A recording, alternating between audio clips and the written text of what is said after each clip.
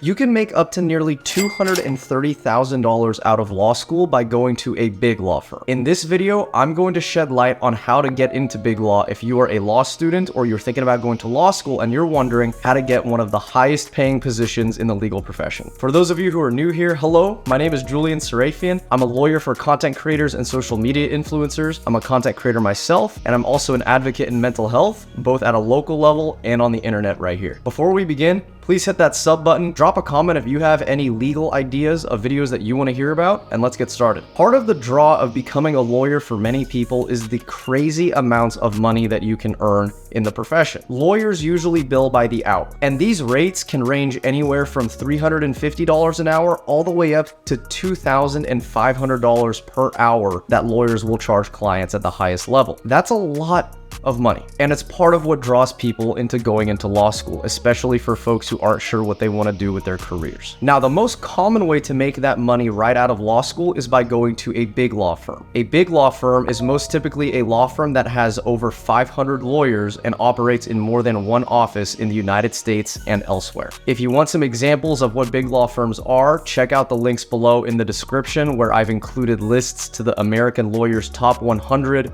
law firms, and those are most typically what we associate in the legal profession as big law firms. But how do you get these jobs? Let's talk about it. The first and the most commonly used path to getting an associate position in a big law firm is by doing a summer associate position at the law firm during law school and then coming back to that firm afterwards. The way that the recruiting process works is typically like this. Law school in the US is 3 years. After the first year of law school, students will leave campus and go do an internship. As soon as they get back to campus, law firms will ascend onto the campus of the law school and interview students. As a law student, you can do an upwards of 35 first-round interviews during a single week during what is typically called early interview week, EIW, or on-campus interviewing, OCI. After this first round of interviews is completed, if the firm likes your grades and likes your personality and you did well on the interview, then the firm will invite you back for a callback round of interviews. And what that typically looks like is you going to the actual law firm's headquarters or office and meeting with up to 6 different lawyers one-on-one for 30-minute interviews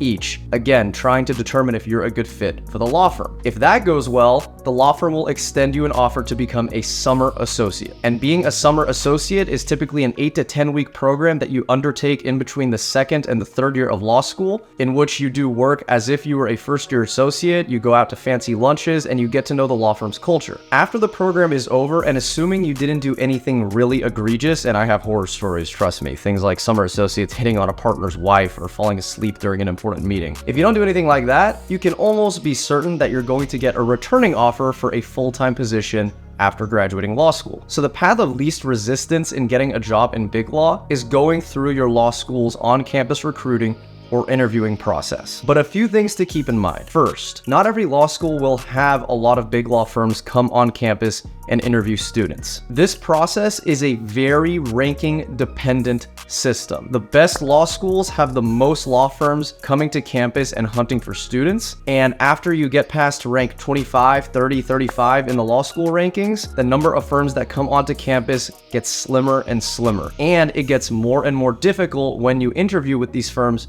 to get a callback position and to get a summer associate position. This is part of the reason why I always recommend for folks who are interested in going to law school and becoming a lawyer to try to go to the best school you possibly can. Because in the legal field here in the US, it matters tremendously for your career where you go to law school. But that's not the only way to get a position in big law. The second most popular path is just networking your pants off as a law student. I know people who went to top 100 and top 150 ranked law schools who went and talked to every single associate who lived near them and asked them to get coffee. Hey, can I talk to you about your work and what you do? And by demonstrating that interest and going to all of these firms' various in-person networking events, and again, showing up, showing initiative, showing that you're serious and that you really care, even if you don't go to the best law school, you're here, you're ready to get to work, that matters a lot. Ultimately, partners and recruiting committees have a lot of discretion in who they're going to decide to interview. And you don't need to be going to Harvard, Yale, or Stanford to get a callback interview. If people like you, that's enough. So although it's less common,